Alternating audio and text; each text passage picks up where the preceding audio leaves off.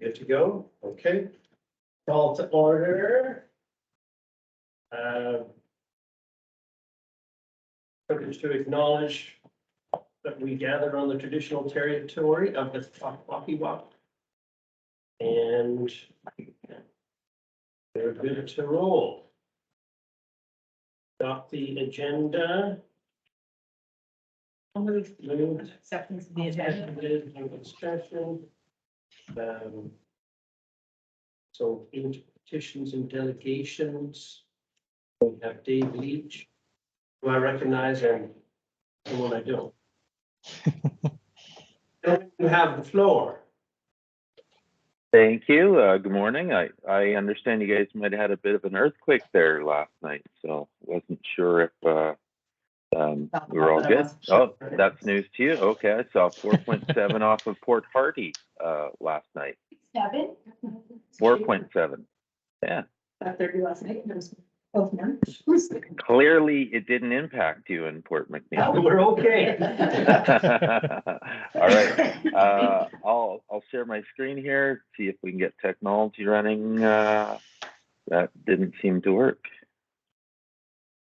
Let me see here. Go back.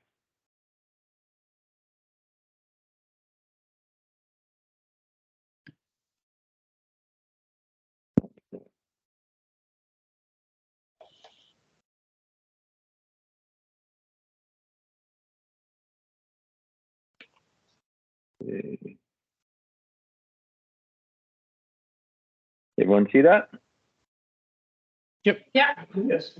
Perfect, good. So I know we've done so many presentations across the province and up the island. I'm pretty sure a few of you, certainly I think Mayor Fernie has seen this, so apologize if there's a little bit of redundancy there, but I don't believe we've been to Port McNeil directly. I know we've been to the regional district and some of the municipalities around. So my thought was I'd just give folks a bit of a background. I will breeze through it and happy to answer any questions, and apologize for any redundancy that anyone has seen in the presentations in some of the other communities that you represent.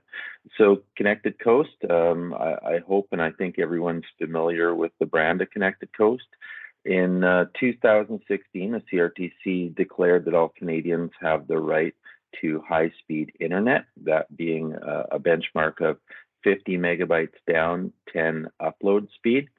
Now, this is a benchmark that's more or less been met by the large telcos in major cities across Canada, and more inspired to provide equal service to the rural and remote communities in Canada.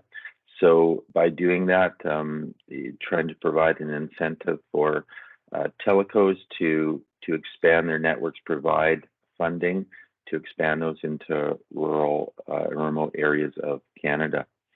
The feds in the province, as well as Indigenous services, put hundreds of millions, if not billions of dollars into the backbone infrastructure.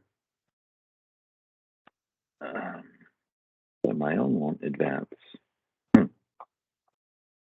There we go. So when the regional district, we've been fighting in Strathcona for 20 years to bring connectivity to our community, and when this program came available, we thought it would be a great idea to dive into it and trying to find a way to bring high-speed internet to our community. We partnered up through an introduction with the federal partners, Provincial Indigenous Services, with City West. City West, for those of you that don't know, is a telecommunications company. They've been around for 100 years, and the sole shareholder of them is Prince Rupert. So they have a nice combination of local government and telecoms experience. We're clearly local government without much, if any, experience in the telecoms world. So the funding partners put us together. They had a demand on their end of the network. We had a demand on ours. And part of the condition of award for Connected Coast, we received $47 million between the two partners funded by the Feds, Indigenous Services in the province. But that was to serve not only our communities, but communities along Vancouver Island, and up the coast of British Columbia. So the deal was we'll network your areas, but you're going to network and connect other communities in the province, BC and Vancouver Island. So what they required us to do was that we do a full joint venture partnership with City West. So that's when the Strathcona Regional District started a telecoms company called the Strathcona Connected Coast Network Corp. And we joined in a full joint venture partnership with City West on the entire network. So we share in the capital operational costs of all backbone and last mile across the network, a 50-50 partnership. So again, what that brings is a nice synergy of local government and a telecoms, brings clearly a lot of telecoms experience, that brings transparency through local government, and so far a great marriage throughout the network. So the Connected Coast, what we were awarded was 3,400 kilometers of subsea fiber cable. It connects into the Vancouver Internet Exchange. It wraps around Vancouver Island, heads up to Prince Rupert and across to Haida Gwaii. It connects 154 coastal communities. That number is growing. 56 Indigenous communities and 44 First Nations. So those landing locations were predetermined by the federal government when they awarded us the project. They identified the landing areas, so we didn't have any ability to say, oh gosh, it should be here, there, or this community or that. And Port McNeill was a landing on the Connected Coast Network. So, you know what that does? It gives communities along the network access to equal broadband capacity that folks in the Metro Vancouver, Victoria areas have. If not faster, it plugs right into the exchange, and then fiber landing right to your community, and then eventually into your homes. So what it is likely what you're thinking. It's a cable that's deployed in the ocean. 3,400 kilometers of it comes up on shore landings that we'll discuss a little bit here moving forward, and into what we'll call a backbone landing. So what that does is bring that fiber network directly from Vancouver onto a shore landing, and that's the Connected Coast. And then we move into the second stage of last mile, and that's bringing fiber to people's homes.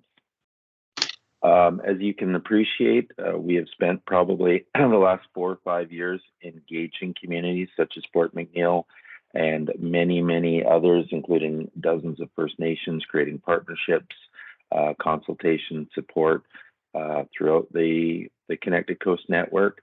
And we have several up in your neck of the woods. We have partnership agreements with Mount Waddington on a number of communities in that area, Alert Bay independently on their own.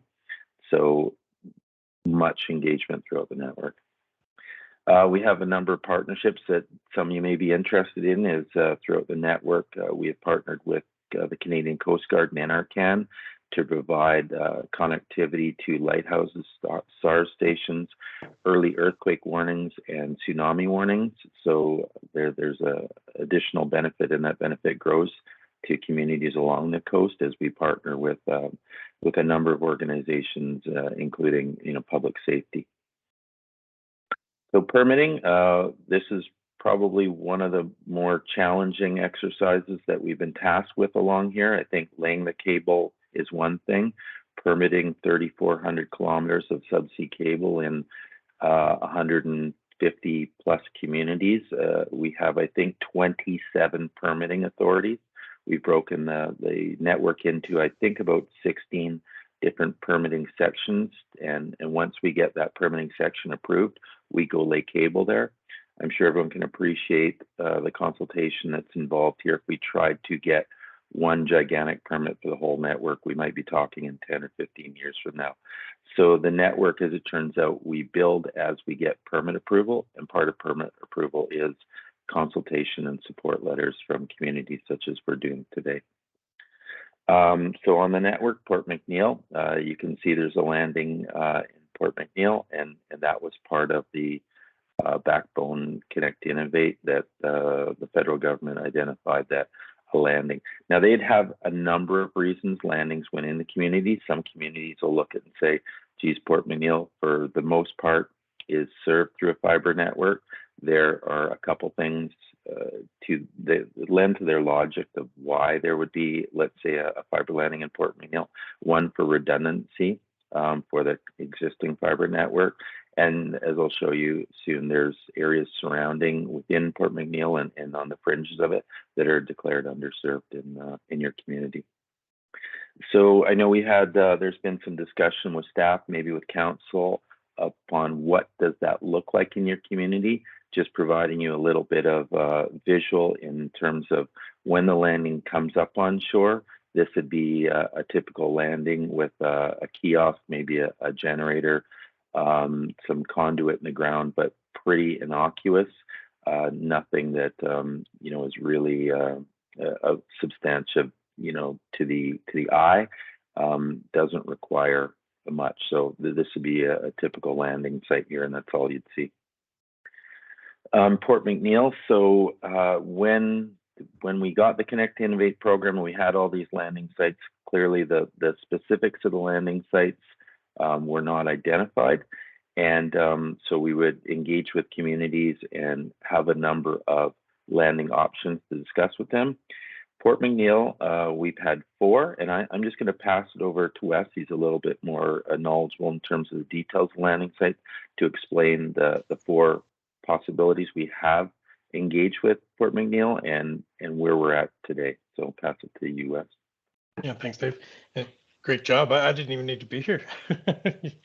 Yeah, so hi, everybody. My name is Wes Isis. I'm the Director of Projects with City West and also the project lead for Connected Coast. So I represent both SRD and City West when managing the project rollout. And yeah, like as Dave said, we've hit a lot of the highlights there. And drilling down into Port McNeill proper, we have looked at a variety of options.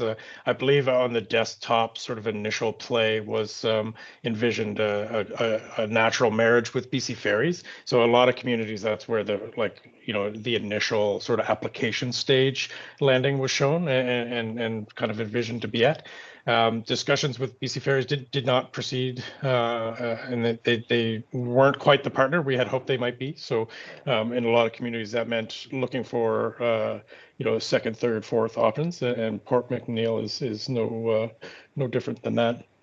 So our design builder, Baylink Networks, has been out, I think, out to Port McNeill a few times now, and had been dealing with Julian.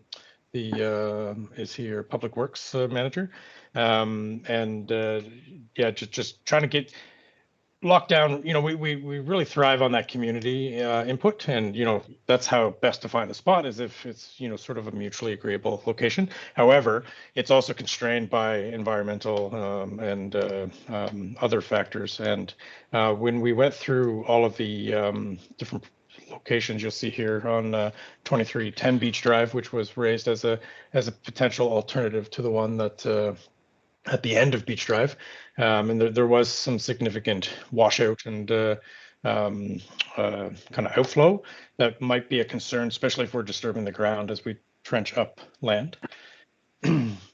The option 1, which was floated, I believe, by Port McNeill as well. Oh, we're on, okay, 1894 Beach. Yeah, so we've got the sewage line here, and yeah, like the outflow, and we try to avoid items like that for a whole host of reasons. And the environmental team picked up there are also some invasive plant species nearby that, as I'm sure folks here know, once you disturb some of those, they start to catch like even worse, like wildfire. So again, we try to limit that environmental input or footprint as much as possible. And then, yeah, so the environmental piece extends both, upland and subtidal. So a big concern with this project, and it rears its head all up and down the coast, is areas where we interact with eelgrass. And right now, because eelgrass is a protected plant, we attempt to avoid those areas at all costs. And so if we have options on our radar that would not have to cross a eelgrass bed, we do so, because it just does limit the amount of permitting and due diligence and follow up needed there. So this landing site here at the end of Beach Drive is our preferred location to land. And again, we do look for places where there's a public access, so like a MODI controlled or municipal controlled land, and do try to avoid private land as much as possible. Sometimes there are no other options, and we do enter into private agreements. But again, it does leave us vulnerable to much more vulnerable to just land exchanging hands and the like. And as Dave mentioned, right, we've got this really nice marriage of municipal and public interests here, and again, it's just a nice to have this asset reside on Crown, municipal, or MOTI controlled corridors. So maybe I'll just finish off quickly, and then I'm Sure. sure folks have questions here. I know it was brought up in terms of, showed you some displays of what a landing site looks like. There's generally a little generator there as well for power outages, but a noise concern was raised in this community as well as others, and just out of a matter of interest of what that would be. And so just want to identify to folks that there's a generator at each site. It would run and cycle maybe twice a month for, I'm going to guess, 10, 15 minutes at the most. It's a very low decibel generator. And a couple things relates to that. One, the decibel level is low. It's obviously outside. It's the level of a vacuum cleaner or normal conversation that folks are having. So it's not really disruptive to any neighboring locations. And in the event of a power outage that it would run, everyone else's generator is going at the same time. And again, decibel levels are pretty low. So it's the noise is fairly innocuous. It cycles again very infrequently for a short period of time at a very low decibel level. Just want to quickly transition into last mile. So what we just talked about was the backbone. So that's the subsea cable that runs from the Vancouver Interexchange, and it cups up on shore landings. The federal and provincial government then have grant opportunities, funding opportunities for the next section of the network, and they call that last mile. So what that does is bring it from that landing site into people's homes. So I just thought you might be of interest in this. This map here is the National Broadband Eligibility Map.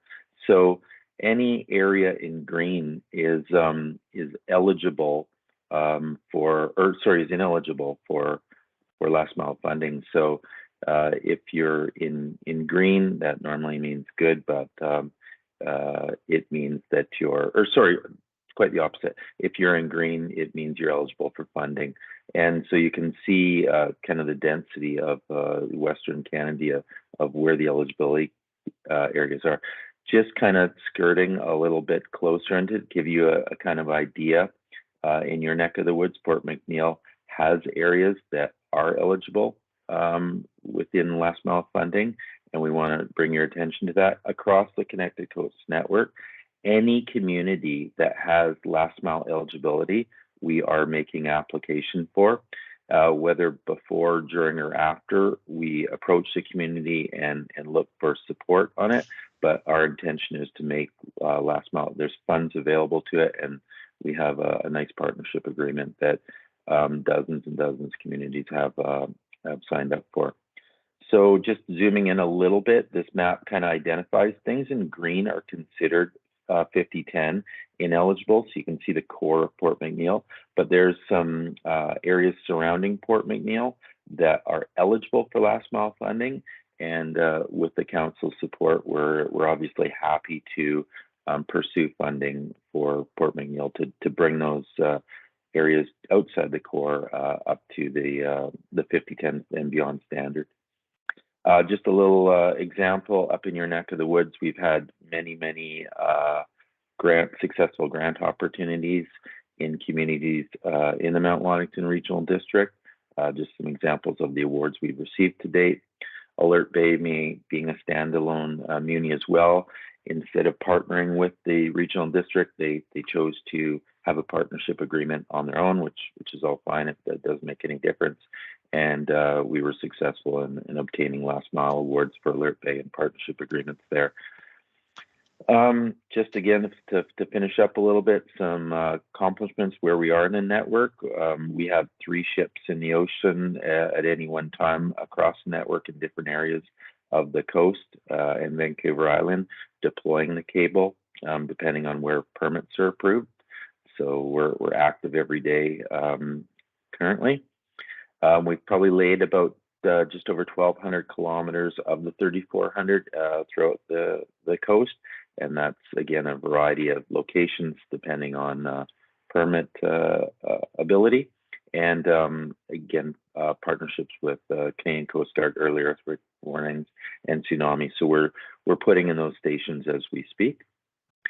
And procurement, COVID did us no favors. We've all heard that famous supply chain issue, and we were able during COVID to secure the majority of our cable equipment and infrastructure.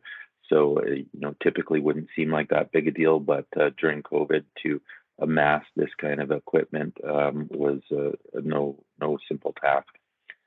I just don't know if this will work. I threw it in here, but let's see, Tom. Can anyone hear that? No? Okay. I tried. I will send that along. This is obviously, folks it was a video clip. Unfortunately, nobody could hear. I wasn't too optimistic that we could, but I will send it along for anyone that wants it. It's our MLA speaking towards the Connected Coast project. And can't hear that. And my one last slide that doesn't seem to want to go to.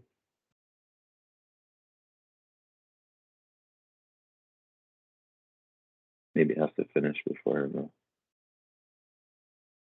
Yeah, good. And finally, just our hope today is that the council will support a resolution that the town of Port McNeill supports the Connected Coast last mile landing site at the end of Beach Drive. And we are happy to answer any questions, and I will exit the share here. And I may just add one final little touch of info. So Dave touched on the permitting end of things. So this area of the network essentially between Campbell River and Port Hardy is what we call permit block 4.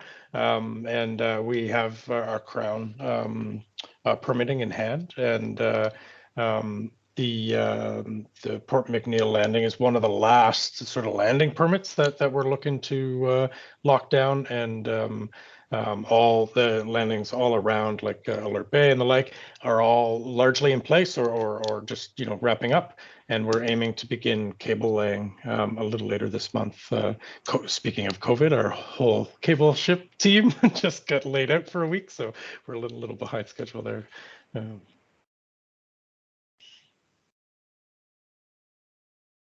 That's all we got. Okay, thank you, gentlemen. We will address the question in our discussions. That's it for us. Nice So we to see you leave. again. If you have any questions, happy. If you don't, we'll. Oh, sorry. Sorry, I do have one question. Sure. Has the property owner that this is adjacent to been approached, and are they in support of this happening? The house that's right next door. I believe that Baylink and Carlos did have conversation with the landowner, but I don't want to go 100% on the record there. I can take that away and follow up. Yep, Shelley? There are some agreements in place with Rogers or other carriers. As you know, we already do have fiber throughout the town. We don't need Connected Coast to expand it to the areas you've identified. We certainly, could apply for funding and do that through TELUS, but so I don't see an upside to what you're offering us. I just wonder. There's a couple things. One is the major telecos will want redundancy in their network. So when their system is down, you'll want full redundancy. So we have received communication from the major telecos that they will want redundant connections to it. The other thing is that there's free funding available for, you've seen there's areas in Port McNeill that don't have connectivity and can reach out to First Nations. So you may not need it in the core, but there's availability of areas, as you've seen, that are not receiving 5010, and again, redundancy to your community. You also mentioned eelgrass at Beach Camp. Was that a study you did or a study pulled from a shelf? No, that would have been a study that our design builder would have performed. So they do like all the site surveys, they do dives or snorkeling and reporting on both upland and subtidal flora and fauna. Can I get a copy of that report? Let me get that.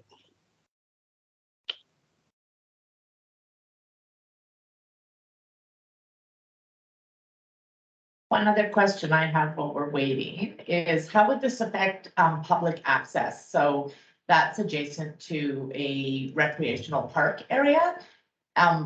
For beach access, that is a beach access. How would that affect public access to that area?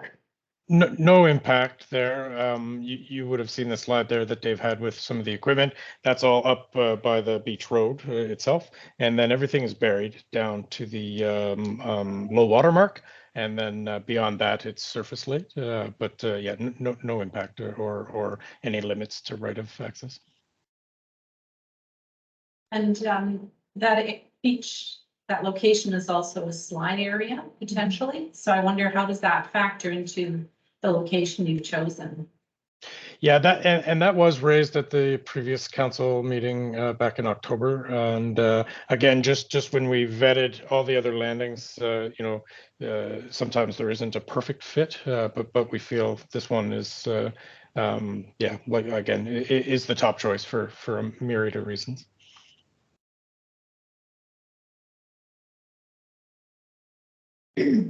I was on the previous council and I know that we strongly felt that Beach Camp was a more appropriate place for this landing site to take place.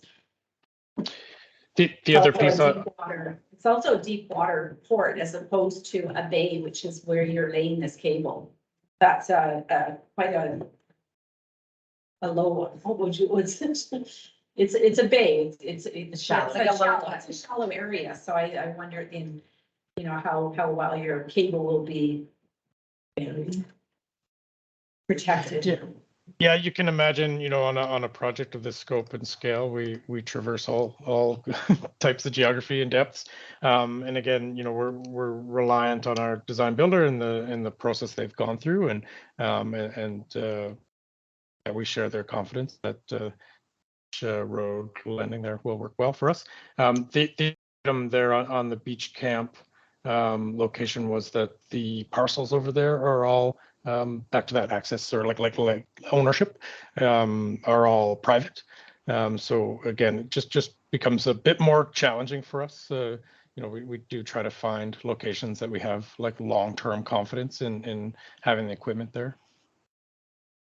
One other question, is this cable buried or is it just laying on the sea bed? Because that's actually a tidal flat area. And so the tide goes out and it's like a sandy area that people Yes. use. So the cable is surface laid. However, it is the size of your thumb thereabouts, and just with the profile and kind of properties of this cable, it in a muddy or sandy ground, it does self bury over a very short period of time. Even some areas that we've seen, just this summer where the cable was laid, it's already starting to vanish into those spaces. And again, no issue with committing to, if it's a tidal flat zone and the water does go out, we can have our team come out and make sure that, it's hand buried, and embedded so that there's no, accidental interaction with folks that are using the area. So the map that you showed that had the core of our town as green, because we're already served.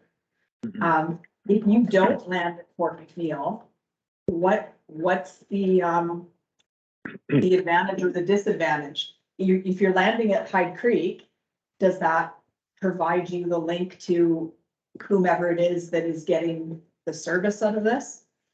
Well, I think there's a number of advantages. Like, first of all, it doesn't cost you anything. So you've brought another fiber landing that has been paid for by the funders at no cost to you and has inherent competition in providing service to the residents in your community. It also has the ability to provide redundancy to the existing network in there, and also provides the ability to service areas that are not receiving 5010 as the mapping is identified. So I think there's a lot of benefit, and I don't know of a downside because it doesn't cost you anything. And again, you create some inherent competition, redundancy, and opportunity to service areas around Port McNeill and voids in the areas that aren't receiving 5010. So I'm not real certain there is a downside to it. I'm not sure by your map who is not receiving the 5010. So you've got The map that you showed, where the different colors were, there's no residences there. There's no Yep. businesses there. Well, again, it's a map produced by the federal government and identifying areas and homes, not only just in homes, but in transport to get to areas. So as long as there is areas identified as not receiving 5010, the funders will fund those, and there's homes and transport areas to deliver. They're not going to give you money for, no ability to either service homes or transport. So the fact that they've identified it, there is some there.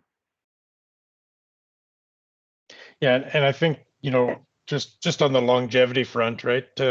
Today is a snapshot in time, like Dave mentioned, right? The landing at no cost and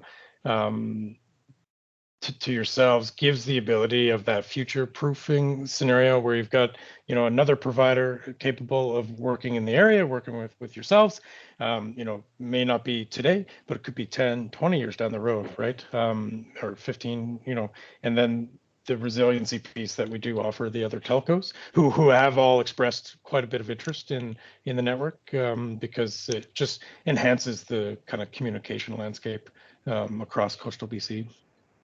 So just to give you one more thing to think about, I'm certain it's not in camera, so I'll speak to it. Alert Bay, for example, we got a funding opportunity. We applied for last mile. We entered a partnership agreement because there was funding available, much to what we're talking is in Port McNeill. We made application, we received funding, we entered a partnership agreement with Alert Bay that 20% of the profits from that network went back to the community. So if folks are connecting to a network, they might as well connect to a network that provides profits back to the community. So whatever that network generates, 20% goes back to the community. So again, the upside of it, if you want a competitive network, if you want the ability to generate some revenue and have future-proof technology with true gigabyte service for homes, residents, then this is a fantastic opportunity. My understanding originally was that you were just coming on land because you needed to touch shore and have a power supply. Is that correct? No, I mean, you come ashore for, again, a couple of reasons. One, to provide, access to the internet exchange, and two, to provide some redundancy to existing network. So you got to bring that fiber to the community, and you got to land on shore somewhere. And then what you do with it, there's many options. I guess this comes back to my wondering then about where Rogers fits into this, because as far as redundancy, Rogers is the weak link, because that's where all our debit cards are processed through, and we saw that last July. So Yeah. I can see Rogers is looking for redundancy because they have a, sole source contract to provide that service Canada-wide. So Yeah. So with a redundant network, they tied into it and they wouldn't be down. But again, I think it's worthy of thinking of because there's many communities that are doing it, is having a partnership in the last mile service and generating revenue off the network, that we're a social network, unlike the big telcos, and providing revenues back to the community. We're finding uptake on that in communities is extremely high, because if you're going to connect to a network, you're going to connect to the network with the highest bandwidth and one that's going to provide resources back to your community. Have you guys provided all your services to Haida Gwaii and it's running now? Yeah, so we're just in our final stages of that piece of the network. So that's all laid and it's kind of in its commissioning stage right now. And we're aiming for early new year to hopefully have that all up and running. Lots of last mile activity on island as well. And again, back to Dave's comments on the partnership. So we've partnered with the Haida Council, and yeah, we're super excited to be able to return a lot of benefit back to the residents on island.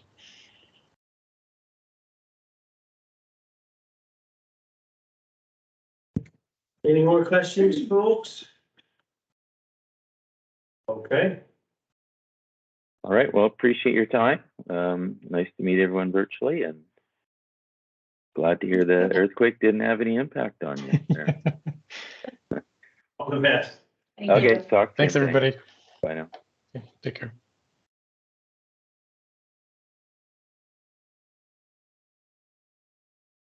Okay. Carrying on down the agenda then. I assume you post this for a discussion later. Or discuss now. I would just be interested to see what happened in Haida Gwaii, because they constantly have no internet. Same So, with the work day. yeah, so that's why I was asking if theirs was up and running. If it was, it's like, okay, no, thank you. But if it's not, it'd be nice to know, because we do have internet problems. And if there is another option. But just be them digging and doing all that all over again, something we already had. I don't necessarily have an issue with this per se. I have an issue of where it's located. I agree with that as well. Because, I mean, I wouldn't want that next to my house. Right? Yeah. So, you know, have they talked to, Well, beach, it seems like they're just Yeah. trying to do an easier way, and it's, if it's better for us, for them to attempt beach camp, because we still don't know what we want to do down at Beach Drive, and that's an area that we could avoid that installation there, absolutely. And slide potential. That's potential. And when the tide goes out, like when we were kids, we would go crabbing there. You know, it was literally a hockey stick with a, like, Yeah, I don't know. It's kind of awkward too, because we didn't get. Right, all we got was it showed up on an agenda with, here's the landing location, and we had no introduction, we had no, I still don't understand what they're trying to do.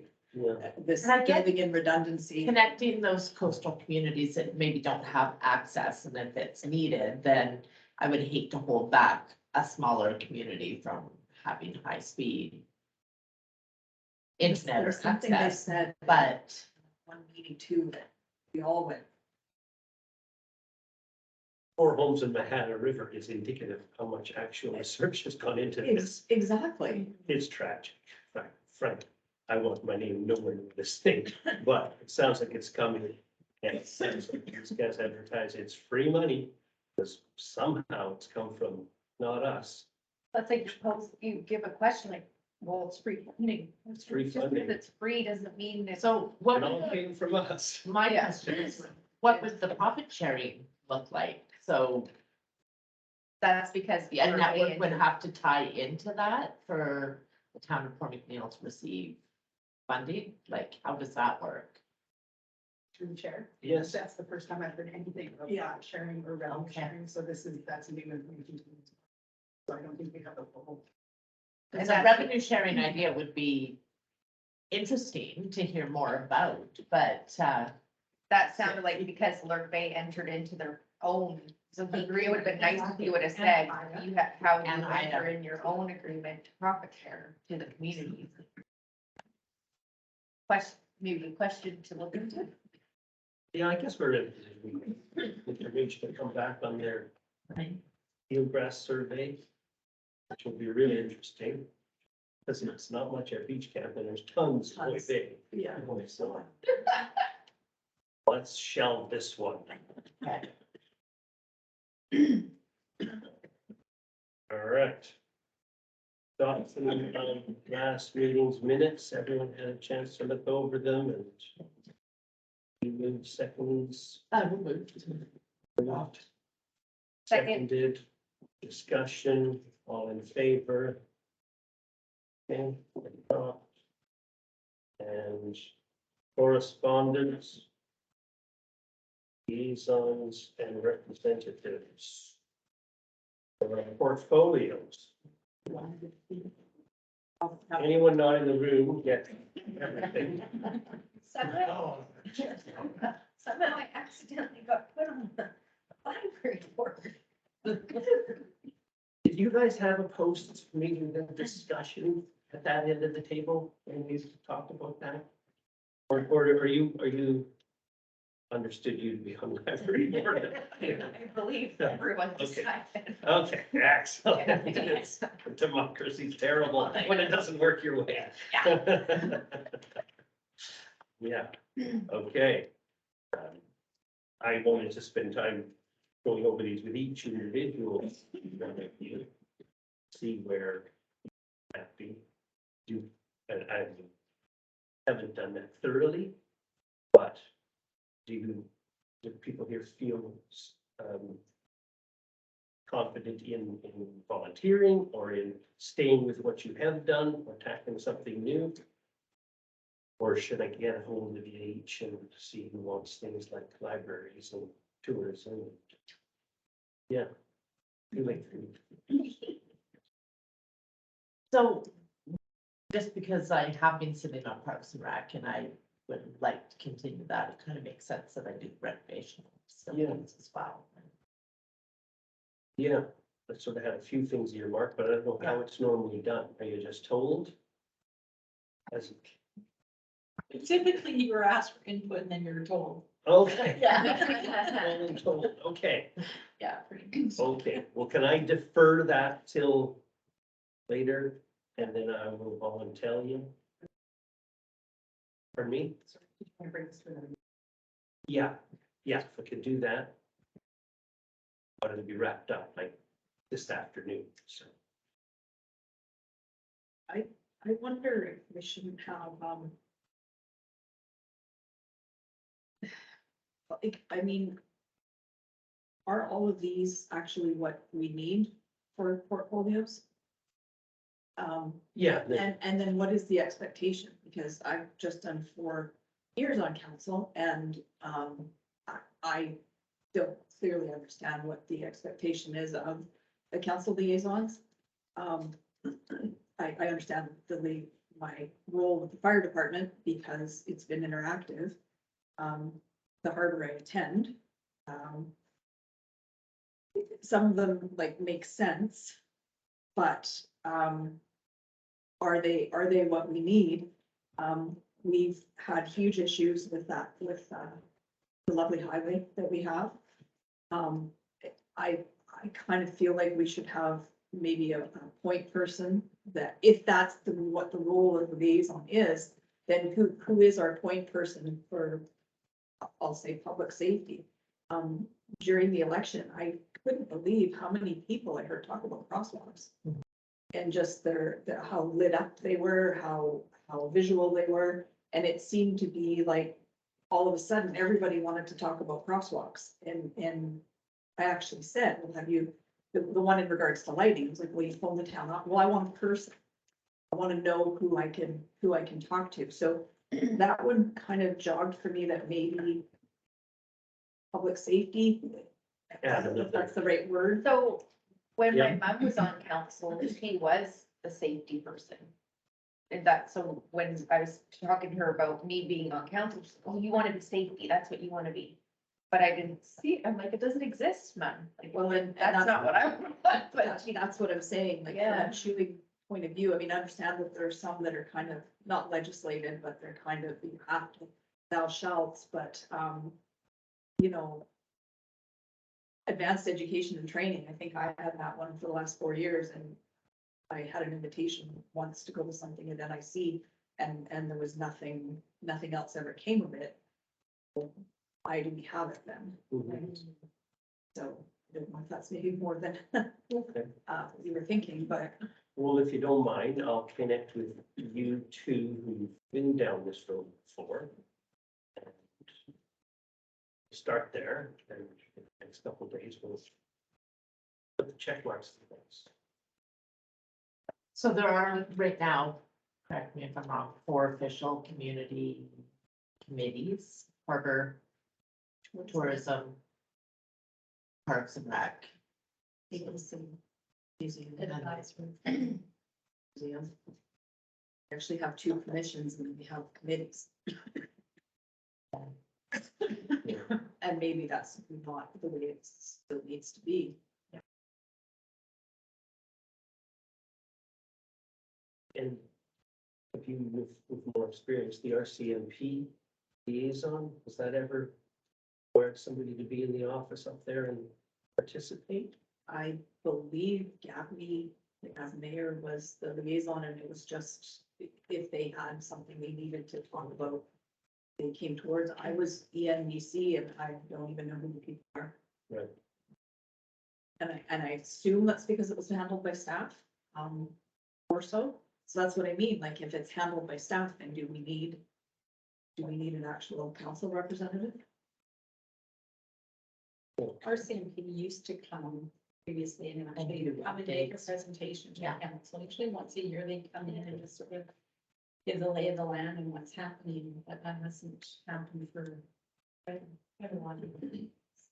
And so I was gonna say, maybe that's something we should be chewing with, what kind of we would like. You know, my understanding was as the fire department, I was kind of their voice to, not intermediary, but if the chief has an issue, he can bring it to me, I can then bring it to council, or I have a bit of a general understanding of where council may sit on that topic, so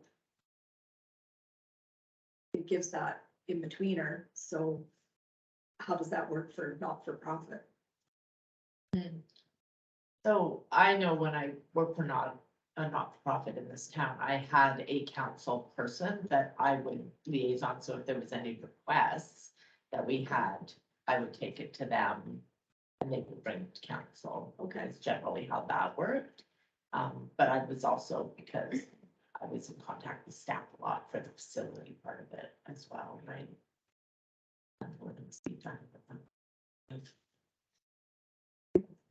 Okay. Just something to think about. Yeah. Let's keep that one there. All right. Moving along to reports.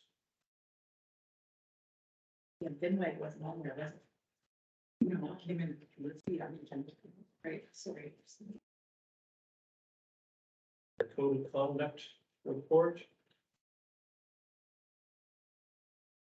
We have anything to discuss on code of conduct? Sure. Really care? Yes. Mr. Chair, so, there's new legislation that councils need to update code of conduct in the first 6 months of into. And if not, then they need to publicly step in on that. So I thought this would be a good place to start the discussion as to whether you would like it or not. That code of conduct, right? And there's just some kind of resources that are provided for the to build a full plan definition.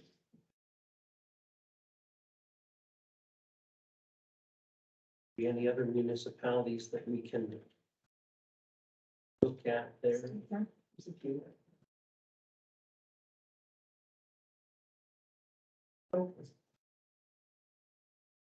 Probably better to be ahead of it than behind it.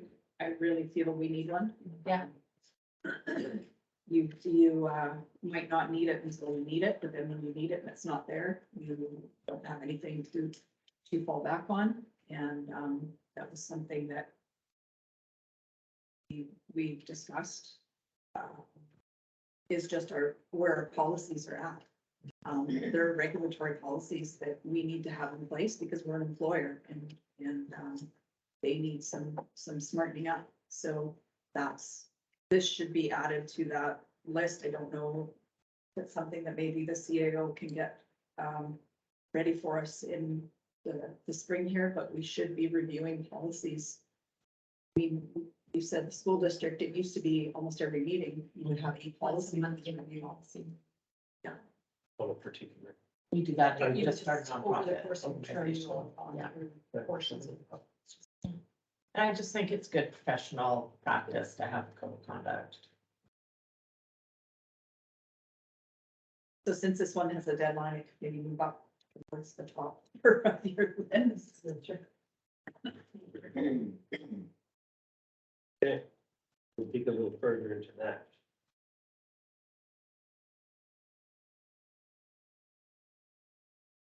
Safe to move on to the option pay.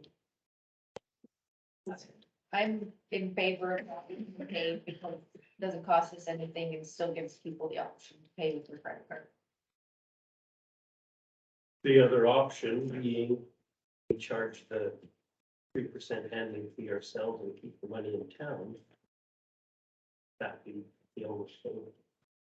So yeah, I read it, did the math on it, it's punitive to the person who is financing their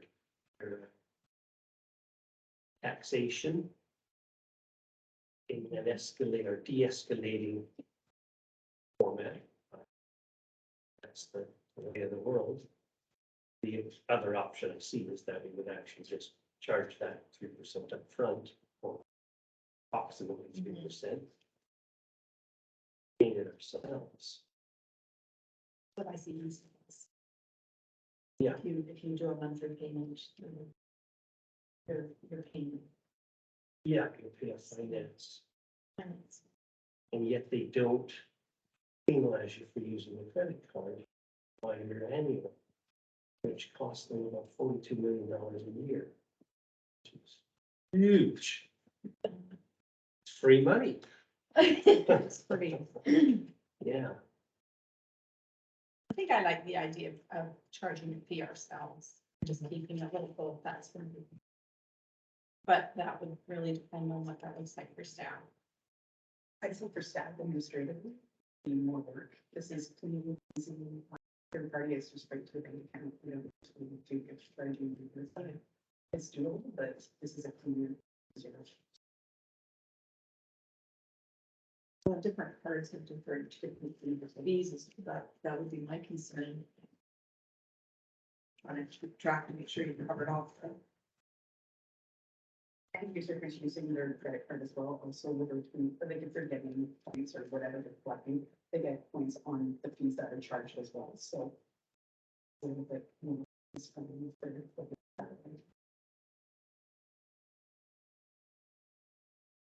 any other feelings, or are we looking for a decision on this today? Recommendation is that the town accept credit card payments through the third party provider option pay. I second that. We're just reading that. No, I just moved it up. Second. Just send over 3% of our money to Edmonton.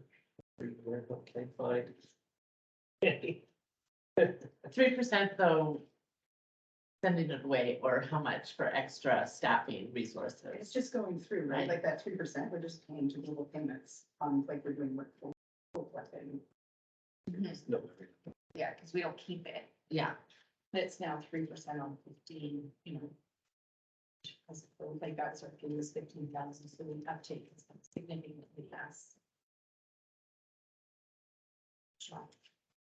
Okay, I'll amend it to try it for a year. Will you take that friendly amendment? You bet. Okay. I second the new one. Right, for a year. okay. for a 1-year term. trial period with option pay. Assuming we can do a trial period with option pay, they're okay with that. Okay, further discussion? All in favor?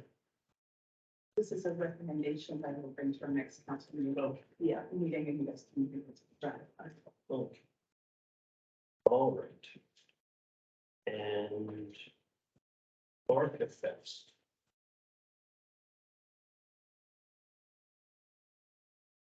What are we gonna do for Orca Fest? And let me clarify that by watching a long history of Permaville. When you assign a paid person into a group of volunteers, you lose your volunteers mighty quick. So, Yes. just my only qualification there is, I see that Orca Fest clearly needs some help. Bless the folks who've done it so diligently over the past few years. But I also think we need to be mindful of one person at a table on wages. That is aren't. So, however, any thoughts on how we can help? How can we put feelers out there to get another volunteer group? Yeah. That's all we need is another group. Yeah, somehow we transition through minor hockey and soccer and all the venues through the town and somehow blessed folks pick up the slack and get things done. Give us your thoughts. My thought is, can we not just put a call out for volunteers That's what I'm wondering is how are we gonna get? and have a point person? Because there's never been, it's been an informal group. Yeah. Since the town itself has stopped doing it, it's been an informal group. Which were more formal than informal, but there was never really a call put out on behalf of the community. Yeah, for the record, the town never did do it. This time by the Chamber of Commerce. Sorry, Chamber of Commerce, yes. Yeah, so, and then it came text. Yeah. Just for clarity, and now I could have my facts wrong, but I only understood that we had asked maybe for a binder to be put together on this, just so that, you know, there's kind of a, this is the playbook. And we call this, do this, and all these, and then it would be updated year over year. So that it was in a physical format, not reliant on your memory. And I wonder if Damien or Toya or Sarah could put that together. Well, I think we had Well, asked for that already. We actually tasked it. Oh, okay, So, okay. I Oh, guess. a word from Marilyn? Through the chair, in regards to Orca Fest, I have been trying to contact the previous committees who stated we don't want to do it next year. And working with Brenda, I find that it's a challenge to reach people this time of year because they are dealing with Christmas and end of the year and bad weather and sick kids. So I have made some progress though, and I've contacted a few people. I'm going to also present this to some of the groups in town like Rotary and see if any of them want to take the lead on this. I think Orca Fest is something valuable that we need to continue in the town. However, if an organization is dependent on one person to see an event go forward, not a very strong organization. So we need to revitalize the Orca Fest group, whatever that might look like. So right now what I've done is I've started a list of all the people who have been involved, what they did, when they did it, how much it cost. I'm still working on the playbook. Getting a hold of contact people. I'm having lunch with someone tomorrow who's very keen on Orca Fest.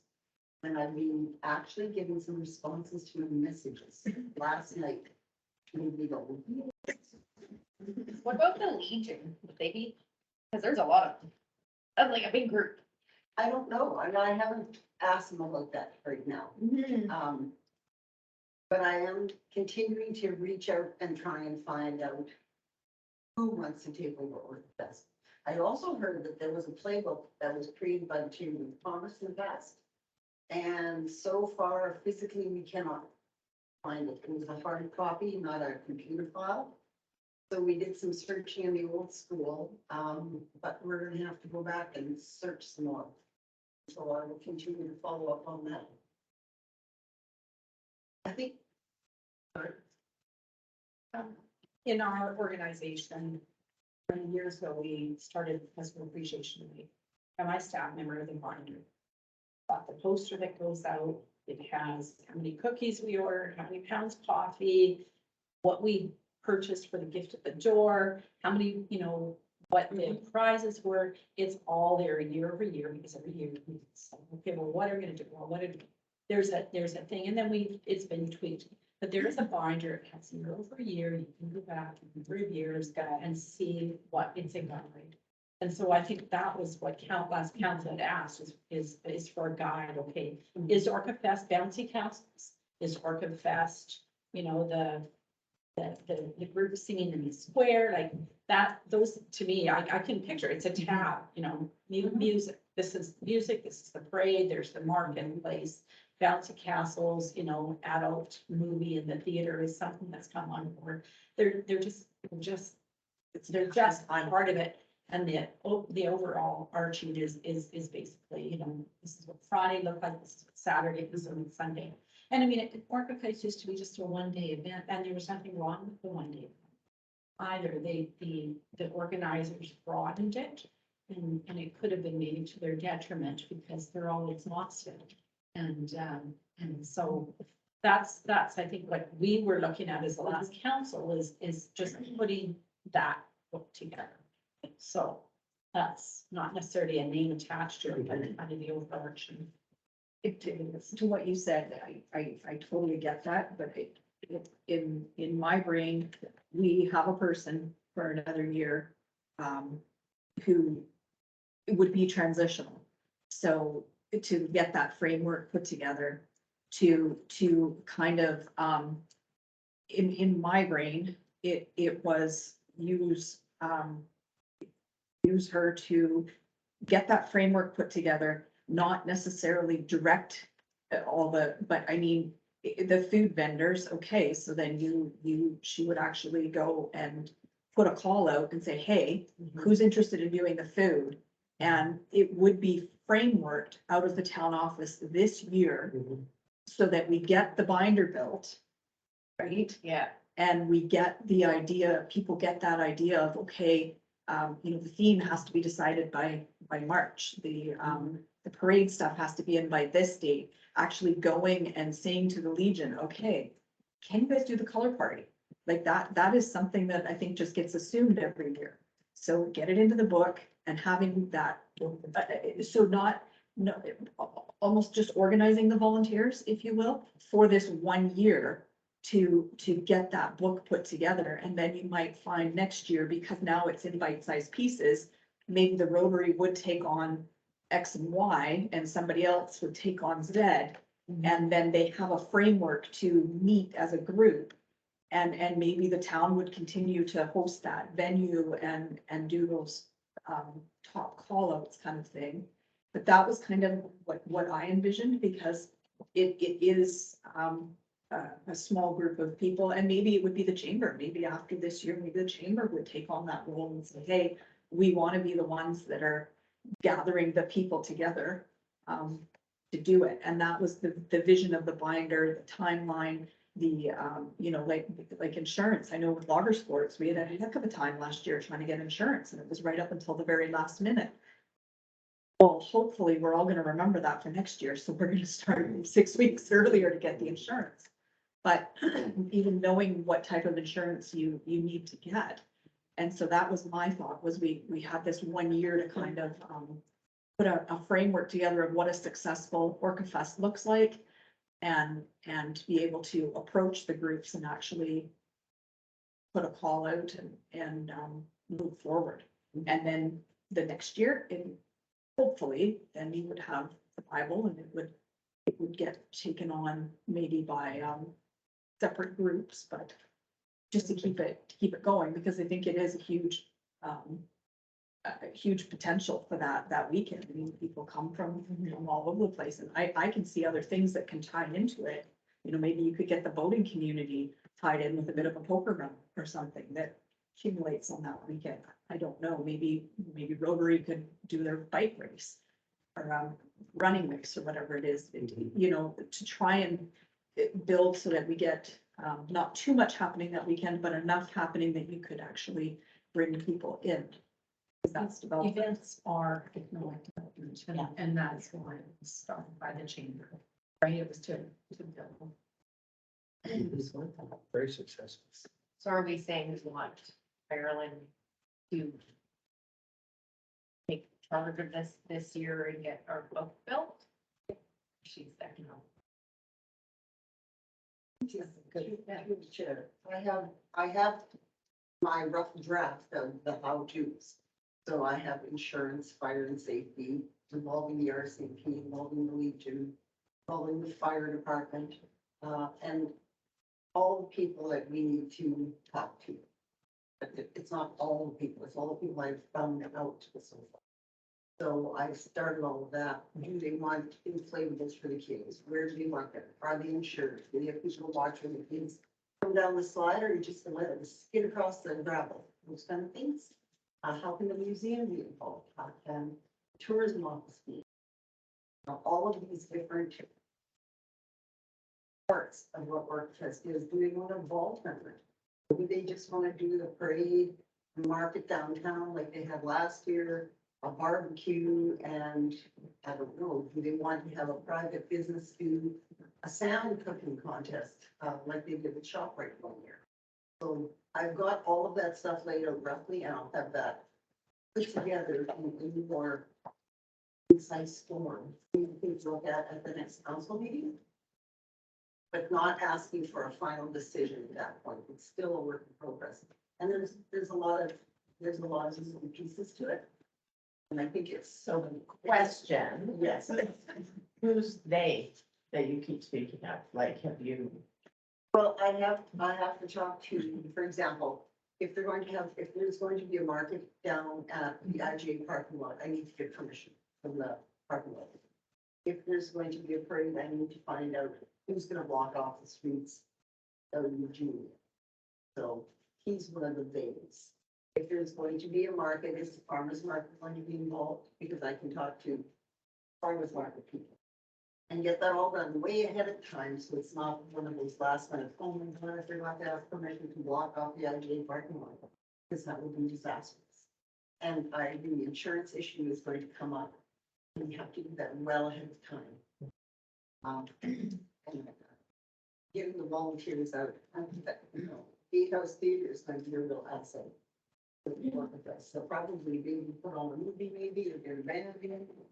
That's what we want for on that one. So there's lots of different people I'm discovering. And because I'm not from here, I don't know when they say, oh, well, so-and-so always does it, and I'm going, I haven't met that person. How do I interfere their workday? How do I get a hold of them? So I'm relying on messaging them in the evenings when they're home, just like when I'm home. But recognizing it's a time of year. Some don't want to talk to me right now, some do later, so we're getting there. Okay, One last question, and I guess maybe to Marilyn is, well, is there an opportunity then just to create what you think would make a good Orcfest? Yeah, I've started that actually, it's through the chairs. I respect it, speak. okay. Looks like we're at the stage where we move in camera. Motion camera, Second. second to the camera, all in favor of going in. Okay. Thanks, bye.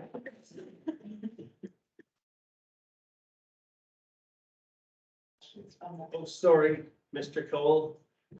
Questions from the public? No, thank you. Okay, all the best, Derek. Okay, have a great day.